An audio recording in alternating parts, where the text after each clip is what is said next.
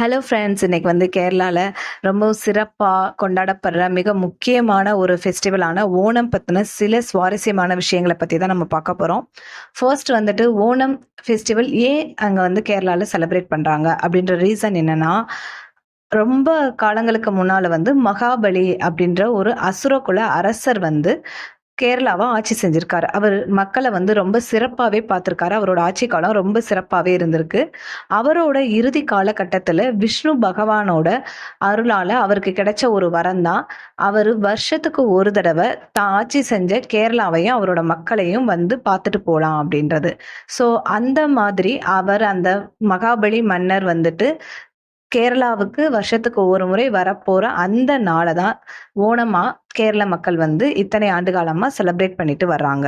And இந்த நாள்ல தங்களோட மன்னர வரவேற்கிற விதமா அழகான பூ தோரணங்களையும், ரொம்ப அழகான பூக்கோலங்களையும் வந்துட்டு போடுவாங்க. அது வந்து நம்மளே நெறைய பார்த்துருக்கோம்.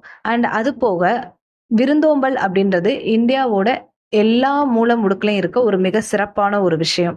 ஸோ கேரள மக்களும் வந்துட்டு அதுல சளைச்சவங்க இல்ல. அவங்க தங்களோட மன்னர வரவேத்து, அவருக்கு விருந்து குடுக்குற விதமா 26 வகைக்கும் மேற்பட்ட சைவ உணவுகள வந்து வாழை இலையில தான் வந்துட்டு பரிமாறுவாங்களாம். ஸோ அதுல வந்து கசப்புத்தன்மையே இல்லாத உணவுகள் மட்டுமே பரிமாறப்படுமாம். இதுக்கு பேரு தான் ஓணம் சத்யா. அதுக்கப்புறம் பார்த்தீங்கன்னா, தங்களோட மன்னர மகிழ்விக்கிற விதமா நெறைய போட்டிகள் வந்து நடத்துவாங்களாம்.